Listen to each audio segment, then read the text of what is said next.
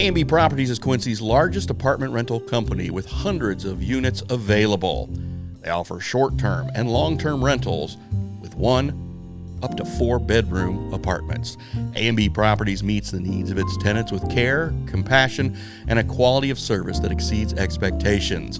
A&B Properties also has a convenient tenant app for you to do your payments or make repair requests. Give them a call today. A&B Properties, 217-919-8080, Quincy.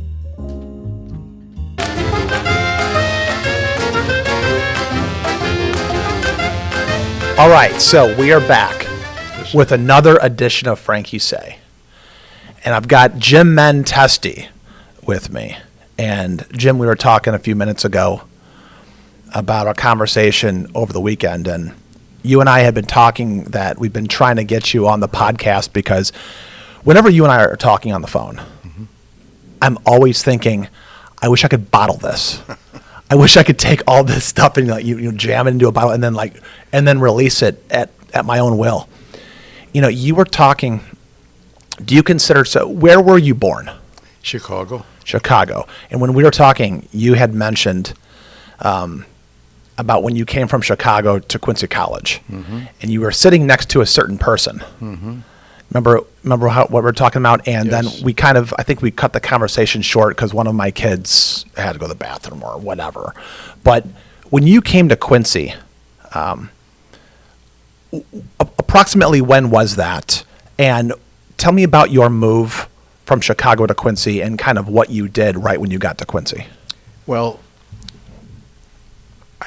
my first time to Quincy was as a junior at Quincy College, because I had gone to a community college in Chicago, and then I went into service for a couple of years.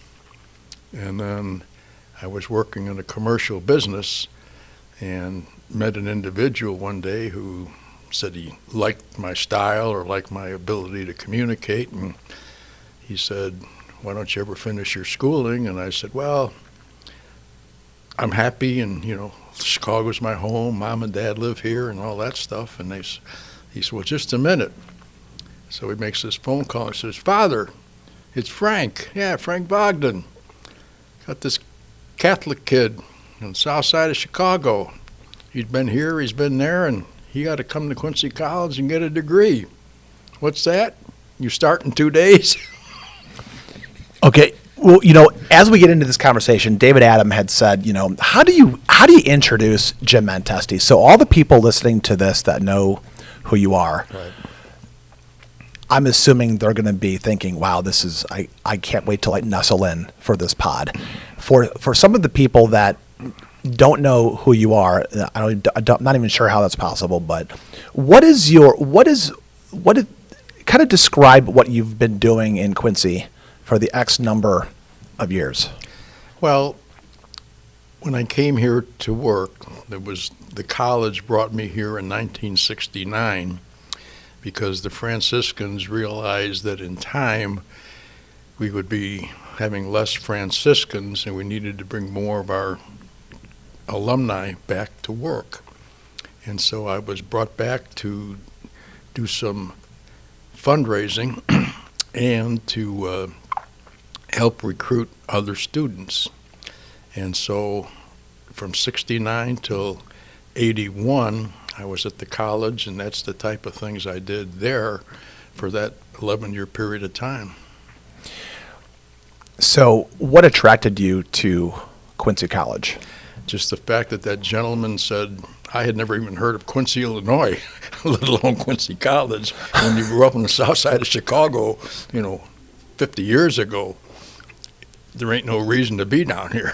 Well, And that's I think that's really true. As a matter of fact, so I used to work downtown Chicago, Okay. and I was at a bar once, and I was talking to some people, and they said, Quincy, oh yeah, do you know Bruce Douglas?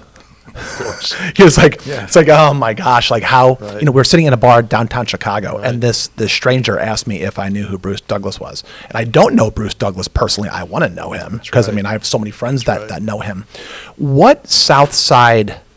Where in South Side Chicago are you from? well, Chicago to the far south goes to 130 blocks. We were at 115th Street, so I was just 15 blocks away from the suburbs. And that's where I decided to go to a community college, because that was in the next suburb. But I was as far south as you could go. Where'd you go to high school? Fenger High School, because even though I was Catholic, the closest Catholic school was 60 blocks away. Mom couldn't drive. Dad was working as a truck driver. And so I went to Fenger High School, which was one of the finest, in fact, one of the top 10 best high schools in the city of Chicago, and a great sports team, tremendous sports program, in addition to great schooling, everything from swimming, everything to baseball, to football, to whatever. And so that helped me quite a bit to be able to meet other people, communicate with other people, and get a little bigger picture of what life's all about. What did you like doing in high school? What were some of your interests? Any sports hobbies? Well, I worked at being a good student, which came pretty easy at that particular point in time. But sports was an interest because of our program. Not very many high schools back then had swimming programs. In fact, two of my fellow swimming persons wound up being All-American swimmers. Not me, I was only 5 foot tall, but they became big. But our high school, each and every year, was in one of the Final Fours of public school games, and every year we played the Catholic school, ironically. But we also played at the biggest stadium downtown Chicago. And so I was able to wind up running the flag, and then eventually I wound up taking notes, third and fourth game, that sort of thing. So, what sport are we talking about? Football now. Football. Mm-hmm. What stadium downtown Chicago? Well, it wasn't Soldier Field, was it? Yeah, that's where the games were, Soldier Field, right? In high school, you played at Soldier Field? For the championships, yes. Okay, sure. Otherwise, we played in the neighborhood. Oh, my gosh. Yeah. Okay, so. And ironically, when in the neighborhood, we always played tough neighborhoods teams, and Dick Butkus was one of the schools we played against, and I actually have his autograph. Do you really? I knew he was going to be special someday. How does it work on the south side of Chicago? Because, I mean, as we move our talk closer and closer to Quincy eventually, I just like talking, about like the early years, and especially Chicago. Mm-hmm. If you're at the 115th Street, did I get that right, 115th? Mm-hmm. So I know where Soldier Field is, right. And I mean, that's kind of like South Loop almost, and which is, you've got Hyde Park, right, which is a little further south. Right. And so how did you get, when you were in high school, did you drive there? Did you take the train? No, I had to take a train, yeah. Okay. And was it just the school buses. Oh, school buses. Yes, right. Okay. And so you guys would all unload there? Mm-hmm. Okay. So what was it, so did you play football, or did you just ref? Just right, yeah. Mm-hmm. Okay. How long did you do that? All 4 years. Okay. So I cannot be a referee. Referees for me, like I would make too many mistakes, and the fans would not like me, and the players, it'd just be a disaster. So you graduate from high school, and you went to a community college? Right, Thornton Community College. Where's that at? It's another 30 or 40 blocks to the south, a high-level community college with a good sports program and a very well educational program as well. And so I went to school there and graduated in 4 years, and then was trying to decide what to do next, and I wasn't sure what to do. And my oldest cousin was in the service. My second oldest cousin was in the service. My third oldest cousin was in the service. And I thought, why not Jimmy? So, except I did it a little differently. Instead of going for 2 or 4 or 6 years, I went into a 6-year program where you went for training for 6 months, and then for the next 5.5 years, you went to a meeting every month, and then every summer you went to a special meeting for 2 weeks. So it was kind of an educational process all over again. Okay, and this was before you made it to Quincy? Yes. Okay, so now we're back to, if I was the director of that movie Memento, this would all make more sense because I'm going in weird order here. But, so you do all of that, you're leaving the south side of Chicago, which, by the way, when you say that you're from the south side of Chicago, that's not a joke. So, you know where Bridgeport is? Sure. So Bridgeport would be south? No, north. It would be north? Mm-hmm. Wait, so Bridgeport is north of 115th Street? Mm-hmm. It North is? and west. Mm-hmm. Okay. Oh, wow. I need to get out my Chicago map. That's all right. So I'm more of a north side guy. So are you a Sox fan or a Cubs fan? Cubs fan. Whoa. No, not really. Sox fan all the way.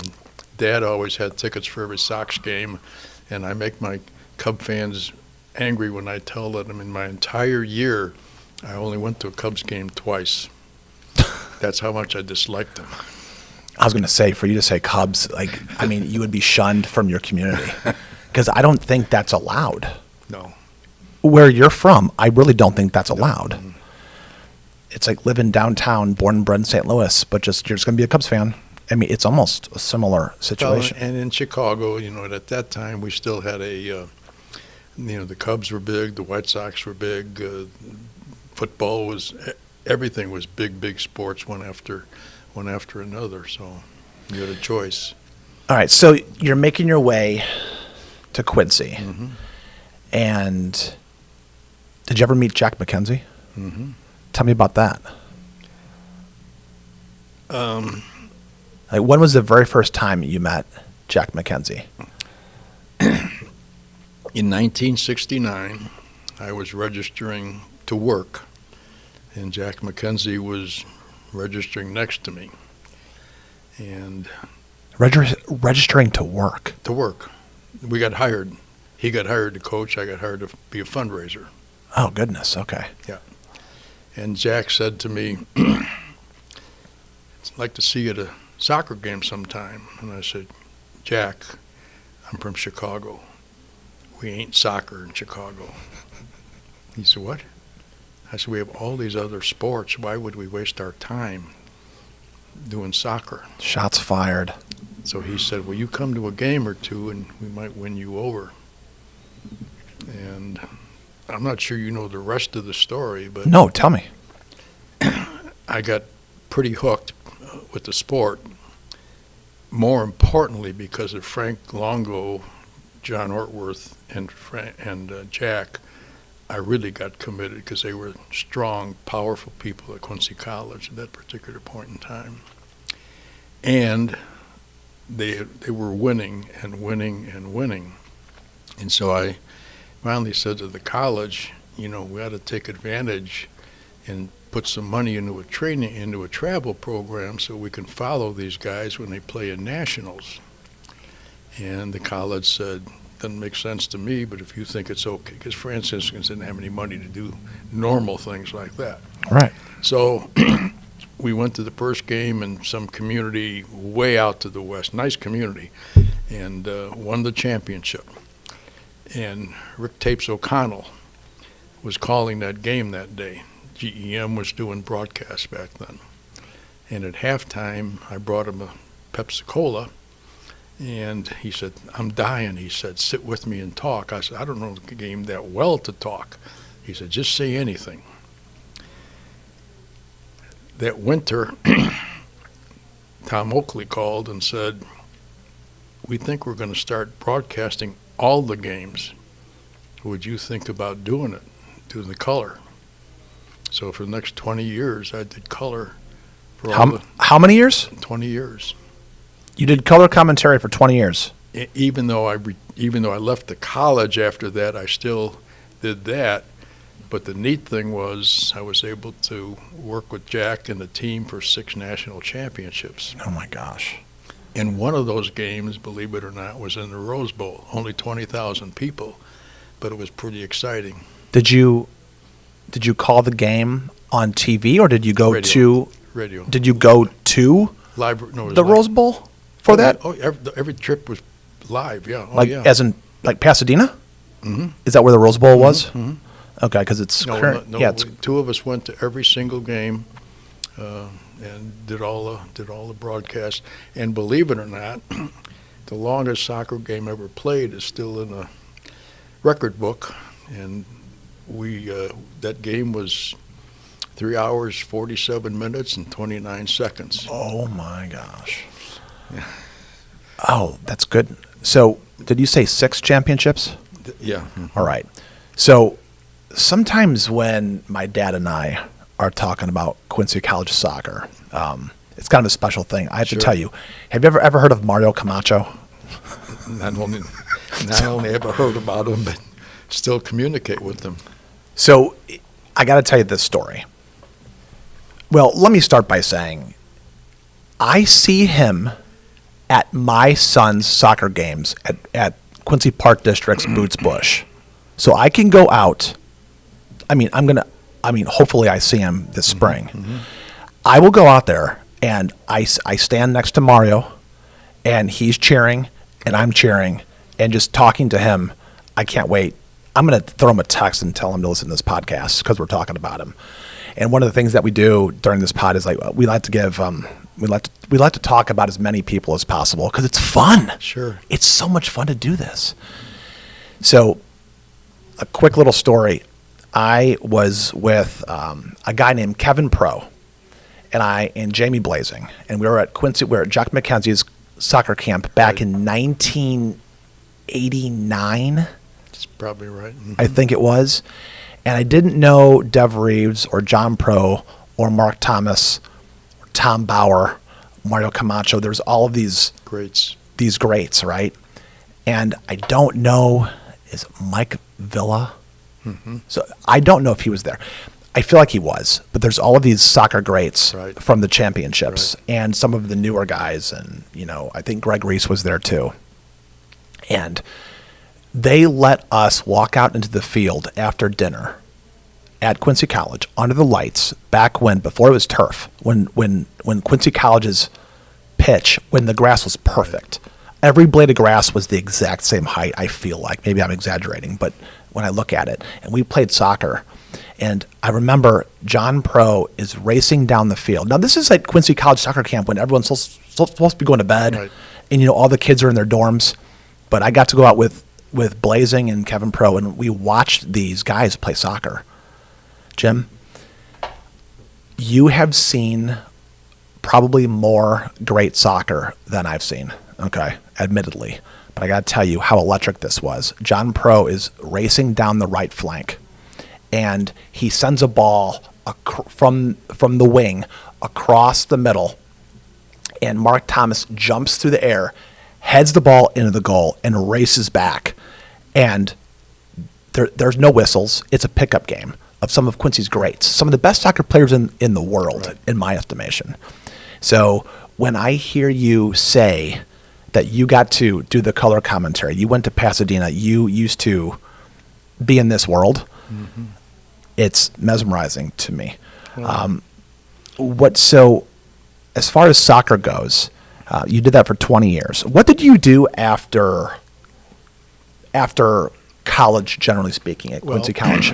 Were you here for a job? What's that? What did you do after college? What did you do for work? Well, 11 years at the college. Okay. Fundraiser, and then recruiter, and all of that sort of stuff. Okay. And as I was doing that in my 12th or 13th year, because of what I was doing at the college, I became somewhat public within the community, and I got to know quite a few people in business and industry. And a guy named Dave Ayers had opened a new electronics firm in downtown Quincy. He and a couple of partners, 6 guys. And I helped them find a new location because that was part of my job.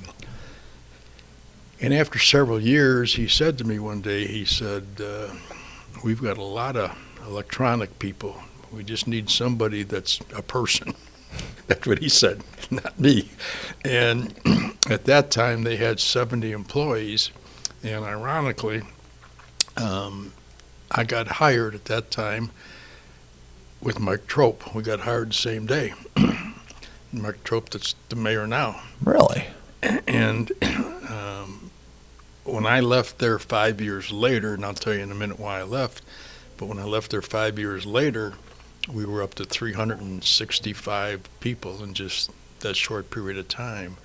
And in the industrial park, there's still the big original 120,000 square foot facility that they created at that particular point in time.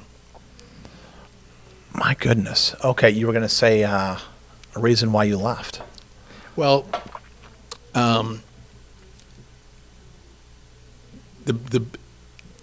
business of that type of technology was getting very high level, what you guys would understand because of the business that you're in. And so I wasn't sure that that was someplace that I should be at forever. Just a lot of technology and not a lot of people. What kind of technology was it? Oh, just as much high tech as you can imagine. For me to describe it. Like electronics? Oh, yes, as high level electronics as you can imagine. What was the purpose of the electronics? More one-on-one communication, all the stuff you work on today. Okay. Everything that's in this shop right now. Okay. That's what it got into this, and I could have stayed there probably and existed, but a gentleman came to me and he said, we want to create a new organization for economic development, and we'd like to have somebody that's got a background like you do in this particular area.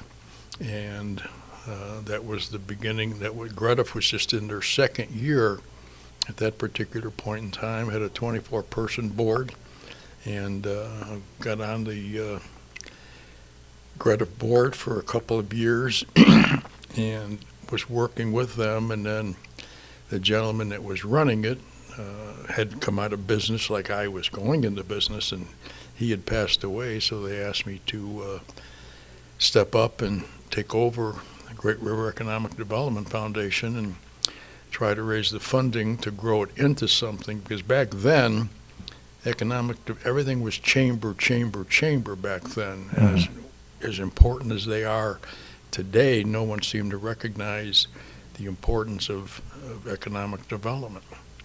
And so that was the beginning of my 27 years with Grediff at that particular point in time. I did not realize it was 27 years. That does make sense. You were with Grediff for 27 years. What are the approximate years that you're with Grediff, or is this? Well, I retired 10 years ago, and then go back 27 years for me, and that's when I was there. Okay. So okay. Almost in the 90s, I guess. Yeah. Yeah. Yeah.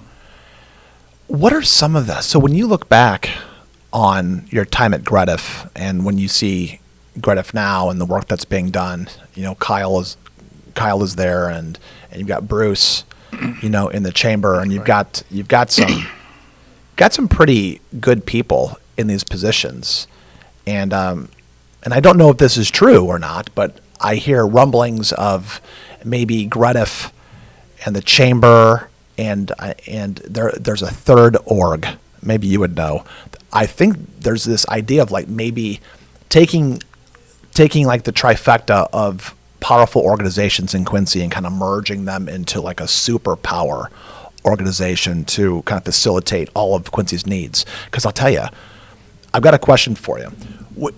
Do you think it's difficult to bring economic development to a town like Quincy? Do you think it's difficult in general? Do you think it's difficult work? Because depending on the state, some states are very attractive for business, and some maybe less so. You see in the news, our former president is getting indicted. He got hit with a $355 million. Right. And this is not a political statement. I'm just saying. I just know that the governor, is it Kathy Hochul or Hochul? whatever her name is. Whatever her name is, she's saying that, this is just a Trump thing. Like, the people of New York would never do these things. Please bring business to New York. And I wonder if a state like Illinois that seems to be business friendly and then seems to maybe not always be business friendly. I mean, everybody who is leading Illinois is probably trying to bring business to Illinois. Everybody, truthfully, probably everybody from the governor's office all the way down would prefer to see more business. It's like when you're running a state, you want as much business coming to your state as possible so you can increase revenues because it's good for your state. Do you find the work over the 27 years that you did that, did you find that to be challenging? Well, just let me go back a second. Go ahead. In all my positions, I always immediately early on tried to talk to somebody to find out why, what's next, and so forth. So in my first year at Grediff, I went to a city just south of Chicago, which I can't recall right now. There was a lady there that had a very powerful economic development program. It was new. I went to Peoria. There was one there, same way. I went to a city on the east side of the state because it was a union state, and I wanted to get this kind of mix. Each one only had a one-person shop, and they were just beginning to put this together for 2 or 3 years, creating a strong program. That was one of the first things they said, make sure you have a strong program and board that you can trust. And so the thing they also told me was it's okay to talk about economic development, but be careful not to say too much, not to go too advanced, because what you're going to do, if you're doing it well, you're going to be dealing with major opportunities, and in most cases, there's going to have to be a lot of privacy.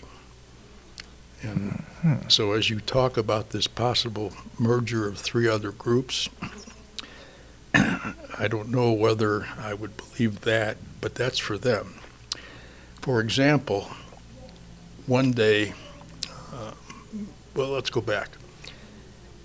My second year at Grediff, I said to the board, we had 24 board persons, and everyone was a business Republican. And I grew up on the south side of Chicago. The only way my folks ever told me I could vote was Democrat. The big guy that got killed, he was my first guy I voted for, believe it or not. That's how old I am, JFK. I still remember crying the day that I found out that my president got killed. But subsequent to that, politically, I've looked on both sides of the aisle and so forth and so on. But I said to the board one day, I said, you guys are pretty solid in your business beliefs. I think we need to be a little bit more flexible. And they said, what are you getting at? I said, I think the next chair should be a commercial person, not just an industrialist. And they said, and? I said, how about Don Heckenkamp? They said, well, Don Heckenkamp, he's a former alderman. And he filled in as alderman when the other guy in charge got in trouble. But he's just sells drugs. And I said, what's wrong with that? What do you mean selling drugs? He was a pharmacist. Oh. So we put him in charge for 2 years, and he just shook up the board and whatever. So when it was time for him to step aside, I said, what do we do? And he said, you need to get somebody from Adams County involved in the Grediff program. He said, how about Roger Moorman? I said, that's 30 minutes away. I don't know if I have that much time or that much gas. So we put him in for 2 years. And then after that, we went with Reg Ankrum for 2 years. And Reg was out of the technical business. But all 3, believe it or not, were Democrats. And we were kept mixing and mixing and getting people and getting people and getting people to go forward and get involved. But also, what came from all of that was I was probably 10 years of my 27 in the Greta at that time. And instead of needing to go out and solicit activity or whatever, people were coming to me to say, we need some help, but we don't want to make it public. You know, what we're going to do has to be private. And I said, I understand that. And one of the first persons that came to me was Harold Knapheide. And he said, my future is to grow.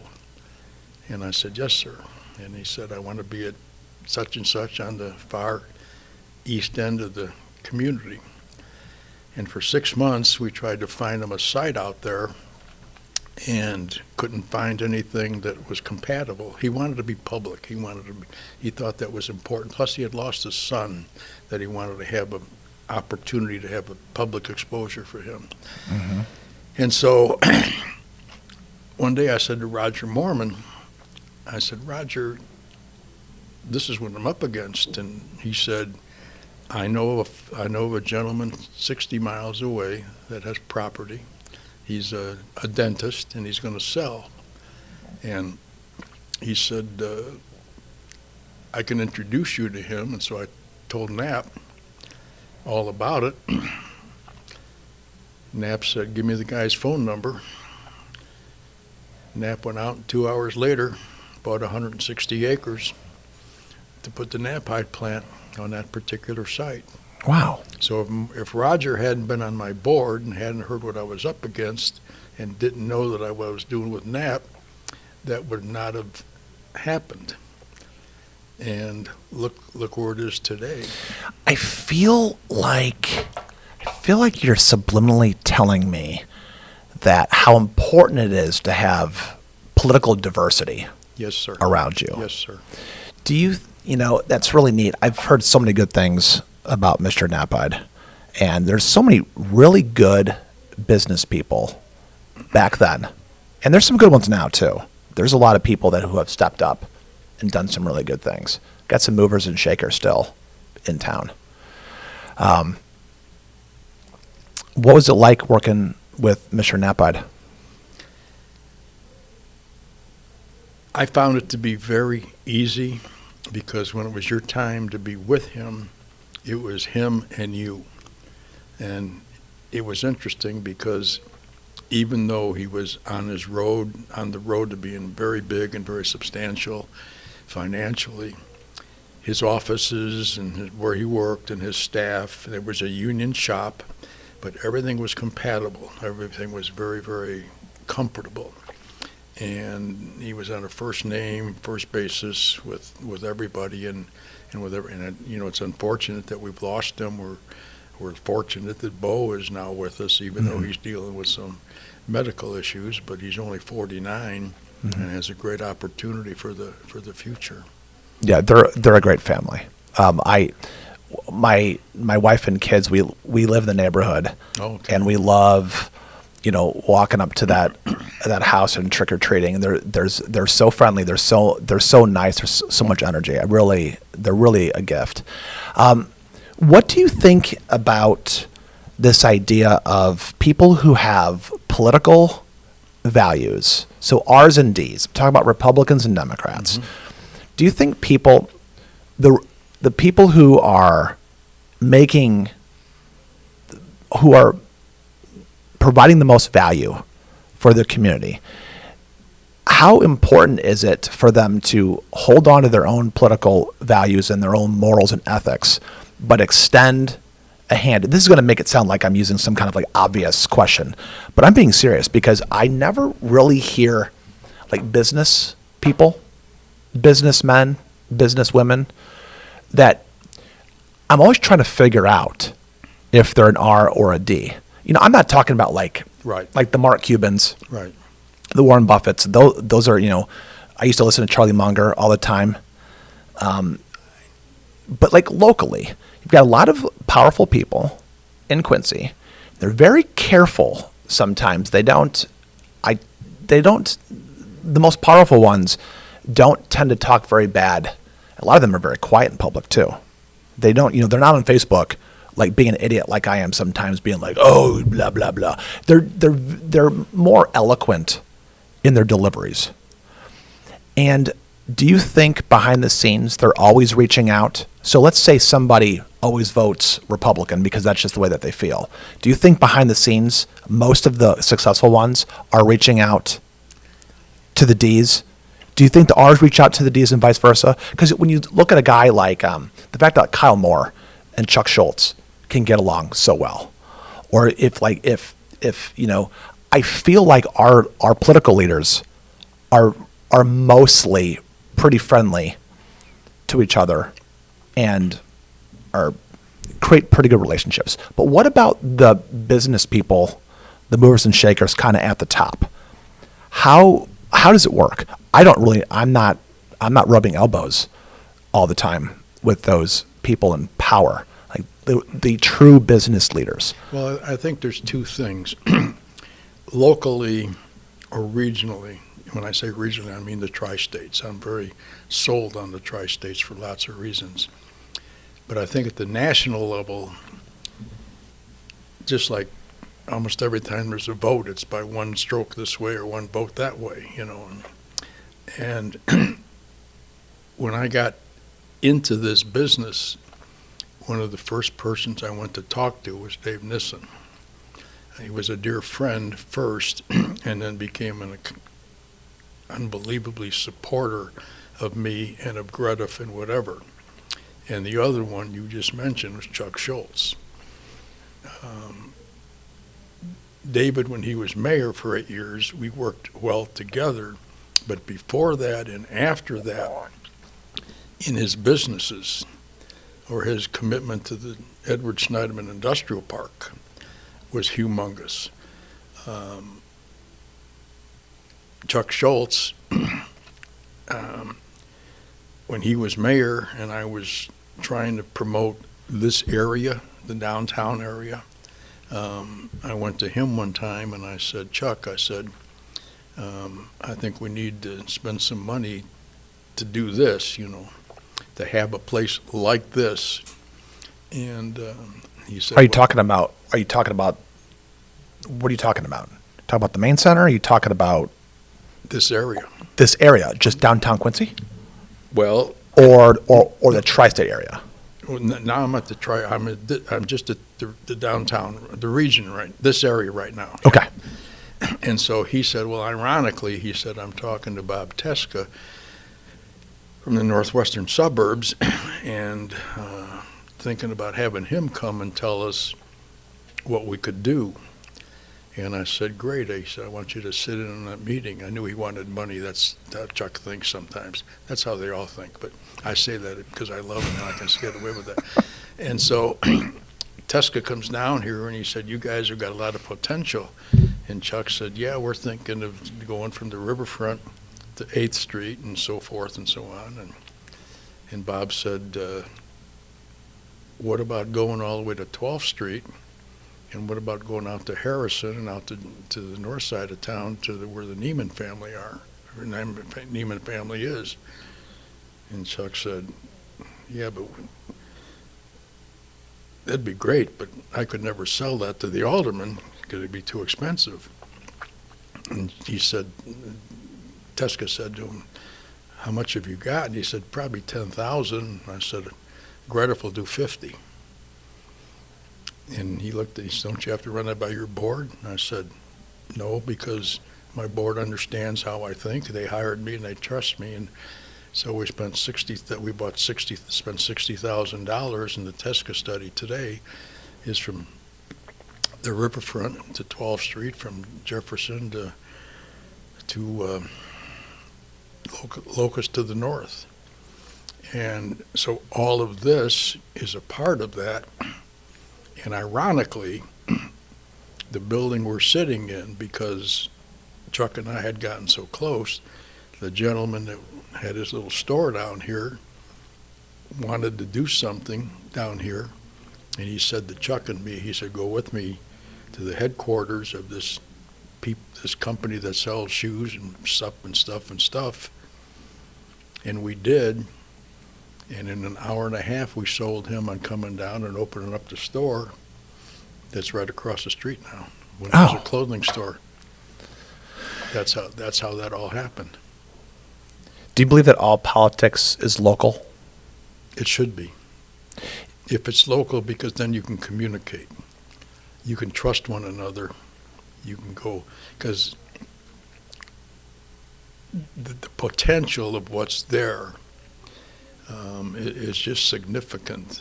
If they work together, I understand you have to be this way or that way when you run for something.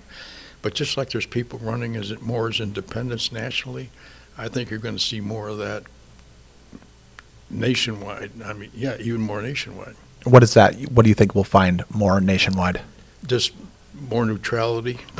Probably less Republicans, less Democrats. Now, that's long after me. I'm 84 years old, but I think that's going to have to happen eventually. Because they're voting that way now. That's really interesting. I don't know, when do you think it's going to happen?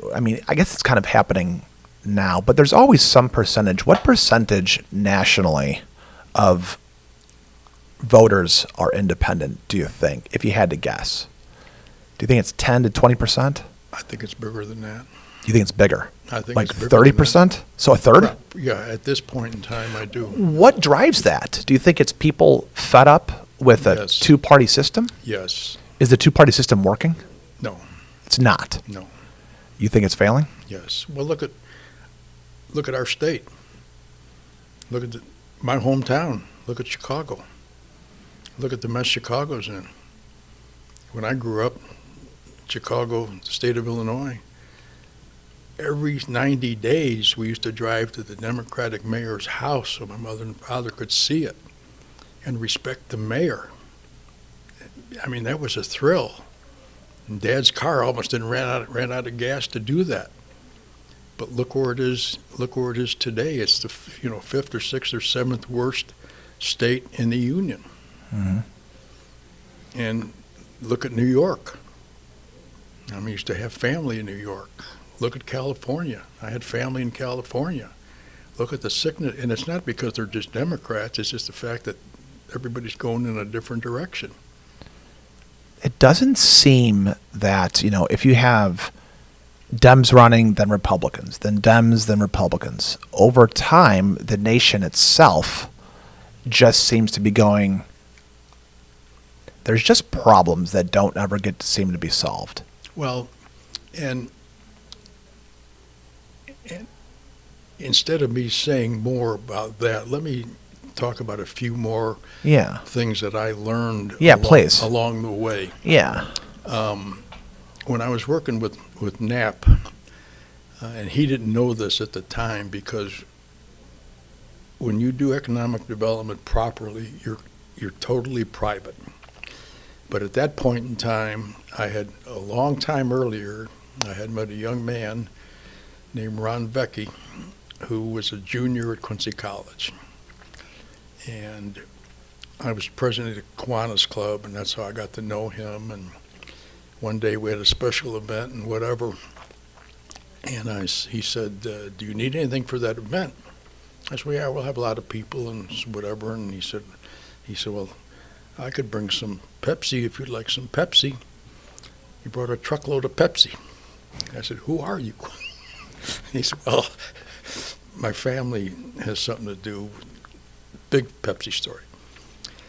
So we got to know each other really, really well, and then he eventually took over the family business here. And he called me one day and he said, we no longer can produce enough Pepsi products here, and so I'm going to have to make an announcement to our employees. He wanted to know how to address that, and he knew I was a BSer and all that polite stuff. So he handled it well, and he went on the national board of Pepsi. And that's how influential he was. And he called me one day and he said, the headquarters that we work with, they're in Watertown, Wisconsin. And I said, yeah, I know, because I used to go to Wisconsin for golf and all that. He said, I want you to go up there and meet Barb Huseman. And this is a long time ago, but I still remember. And I said, that's pretty influential. Ladies that powerful, that particular, generation. He said, yeah, that's important. Well, at that time, the lady that was making Greta powerful is a lady named Kathy Anastas. She was the first person I hired at Greta. So I took Kathy with me, and we went over there. We went to meet them.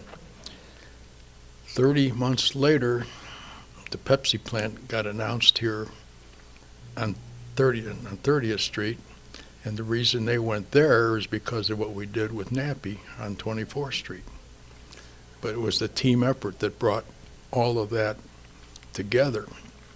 And Ron Becky, I still see him on a regular basis, and he's still very successful with his family, and his dad's still 90-some years of age and living in Florida, and that sort of thing.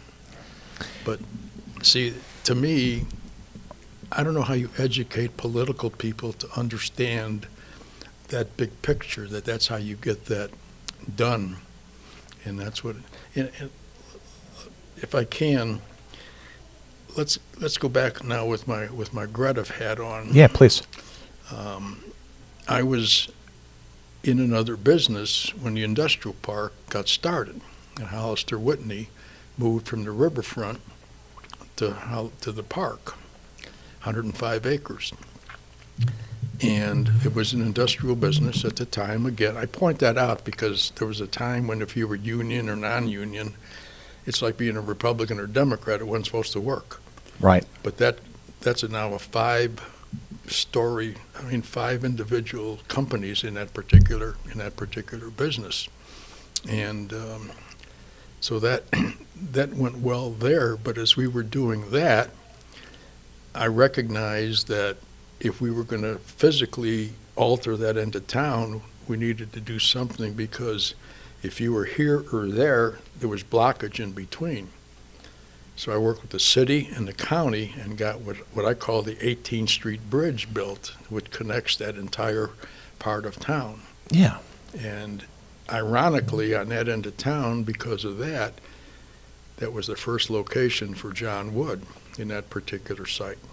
Little tiny corner, going back a long, long way. But on this side, look how it's continued to grow, and look at it on this side, because the other thing that these other people regionally told me is, don't ever forget your medical community. So let's go back to downtown. Once we went to 12th Street, the hospital and the clinic felt that they were appreciated now, because they were over on 9th Street. So they became part of the overall big team. And one of the first things I did along the way was got Brad Billings from Blessing Hospital to be one of my board chairs for a couple of years. In fact, today he's my personal medical power of attorney if I need that kind of help. Oh, wow. But that thing continues to grow and whatever. But also, ironically, Dave Nissen and his family now, they're in the industrial park. Mm-hmm. They were down at the riverfront too. But now they're now in the industrial park as well, along with other businesses.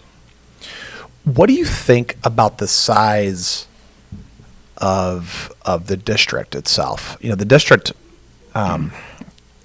it's really a very big place. Mm-hmm. And I've often said, because I know who's behind the scenes doing so much work. Mm-hmm. There's so many people, mm-hmm. and it might look like a couple of handfuls of people who are like the big movers and shakers, kind of pulling strings. Right. But then you need a lot of other people to support those ideas. So there's a gal named Joy Austin who works for the kind of like the National Main Street Association here in Quincy. She does a ton of work. She's a powerhouse. She's a super powerhouse. And she's the most positive, nicest person. She might be the nicest person in Quincy. She's so sweet. She told me once that the district in Quincy, and so the reason why I'm talking about the district, I'm not saying that the Eastern Corridor of Broadway isn't important, because obviously there's lots of people doing work out there. But a lot of the downtown, small town downtowns are way smaller than ours. This is a huge area. That's right. And you know, we've got lots of people doing work in 99 square blocks. Right. Usually it's like 10 square blocks, Right. 6, Right. 12, Right. 14, 22, Right. almost 100 square blocks of work. It's almost like we're fighting an uphill battle sometimes. Although I'm really happy with some of the development that's been going on. It is good. It's really good. And it's a slow burn though. You know, it's not happening overnight. What would you like to see happen? Do you think we should just keep on doing what we're doing? Because we've got this public debate about how to bring Quincy, how to make Quincy bigger, badder, faster, cooler, more touristy, more manufacturing. There's all of these, you know, manufacturing is a big deal. Sure, of course. So if Caterpillar moved to Quincy, or maybe Caterpillar is a bad example. No, but it's not. It's not? Okay, good. Well, then I'll throw that out in the ether and see how that works. But, you know, on this street, because Muddy River News Studio, the main center here is on the 6th Street Promenade. Right. And they started construction last week. And so there's a lot of stuff going on. Really, it's a collection of people who are just trying to do stuff. How do you see the future? Do you think the future is bright for Quincy? It's bright if we get back to the compatibility and doing it together. And for example, when the new person took over the district, I went to meet her a couple of weeks ago, and I asked her, I said, do you have a copy of the TESCA study? She said, I don't know. I said, well, do me a favor and find it and take a look at it. And I hope that she has, in the meantime, done that. Because, again, it's already, the TESCA study is probably 70 or 80% complete. But it's in a closet somewhere, just because in between people didn't probably use that. And it's interesting, too, because you mentioned the lady that's now over national stuff. She worked at Greta for a couple of years. Yeah. She came through the program. There's a lot of people that have come through parts of that. I don't know what they've utilized, but they've come through that particular program. I bet Brianna Yeah. called Joy. Joy called Bevelheimer. Yeah. I bet she's got it. I bet she does. And yeah. But What? also- but Yeah. Go also- ahead. Also, see, while you're talking about going back to the Greta team, that eventually we grew from me and a clerk to over almost 20 years, 7 professional women. Now, one would leave, another one would come on, but they always hired their own replacement. And ironically, other than Kathy and Estes, every one of those after that are all Quincy College graduates. I try to stay loyal to Quincy College. But from the Greta thing, the Midsummer Arts Fair got started. Okay. And look where that is, right in the heart of downtown. But that got started because somebody brought the idea up at a Greta board meeting one day, and I said, I'm not sure Greta could ever figure out what to do with that. And Ted Awerkamp was my chair at the time, and he said, you tell me what we need, Mercantile will donate to get that started. And now look where that is after 20 years later. It's fantastic. But the private sector came in, because at that point, when I took over Greta, I was kind of silly because I was making lots of stuff up here, but I was growing up in the brew business. You're always challenged, okay? Yeah. Used to be challenged at Pabst by Anheuser-Busch. Now look where they are today. But Yeah. anyhow, Yeah. that materialized, and look where that program is today. And the guy that's all over the 6th Street thing, help me with his name. Oh my gosh, Jason Parrott and Bevelheimer and This is part of my stroke thing. But I met him 15 or 20 years ago, and he said to me, is downtown, downtown is, because his dad had some property downtown. Now look what he's doing with the 6th Street thing. Bruce. Bruce Guthrie? Yeah, that's what I'm trying to say, Bruce. Yeah. But see, we had these talks Because back. I could say Brett Austin, I could say No. Josh Craig. Oh, yeah, right. There's so many But moving. Bruce was the one. Yeah. He sat me and Kathy down one day, and he said, what about this? And but see, there's a certain time it's got to be private, like the industrial sector, but there's a certain time it's got to be public to get the teamwork involved and pulling in that same direction. Well, it helps when the private sector raises their hand and say, we want to work. Right. And then the public side says, I see you. We should be public servants to you. And we're going to help you do that. We're going to give you the tools necessary because we kind of pull the strings on the infrastructure. We have central services on our speed dial. We can tell them when to go and do things. Right. The public-private partnerships are such a neat thing. And I feel like, and I've said this in other podcasts, where it's too bad the tax structure is the way it is. It's kind of upside down. Can you imagine if we gave most of our money to each other That's as right. neighbors, as opposed to giving most of it to the Right. feds, who are not going to do? Right. We're not going to see the money again. Ironically, some of the 6th Street Promenade, we did get some of the money back. Ironically, and that's a debate and for another time. But would you believe that we completed like a full time already on this pod? I'm looking at the clock, and I don't want to stop talking to you. I think you and I, we should probably, we need to make lunch plans for either this week or next week. I don't know what I your would schedule. like You will. Where do you want to go? I'll buy it. I'm buying. No, Spring Lake. Spring Lake? Sure, take it to Spring Lake. Because if we go out in the public, they'll all want to know what we're talking about. Oh We'll go to yeah. Spring Do they Lake. have like a corner table for At us? Spring Lake? Yeah. Of course, yeah. See, and when you talk about things, What do you got? What do you got here? that's my list.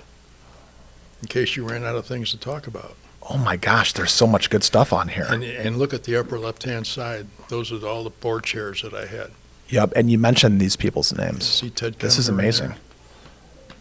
there? Can you sign the back of this and let me keep it? Hmm? You need Well, and how about Phil Conover? Phil Conover, yeah. Phil Conover used to he sold me a house 50 years ago. And he was so good, I said, you're going to probably be something someday. He laughed. He was a coach at the time. That's a big name. And then eventually I said, why don't you get on the Greta board? He said, why? I said, because I got this list of 12 or 14 people, and you need to be on it. Then when Quincy College needed a replacement for the guy that we left, Phil was the guy that stepped in for 3 years and just about kept Quincy College alive for us. But see, this is non-political. It's non-political. This is both sides of the aisle. That's amazing. It's a balance of whatever. And It's so good. We're going to have to show this to Bob once we're done here. here's one down here that when we go, we'll talk not private, but we'll talk about the Tracy family, who's only been here 30-some years. Oh, yeah. Talk about Bob Tracy and Okay. going Good. into the Chamber Hall of Fame with Bob Tracy. Wow. So I wish we had more time to do this, but you know what? Let's continue at lunch or Let me know. or dinner. You tell me when. I'm pretty flexible. Jim Mentesti, thank you so much. Thank you, sir. It's It been was a pleasure. All right. We'll talk soon. Thank you.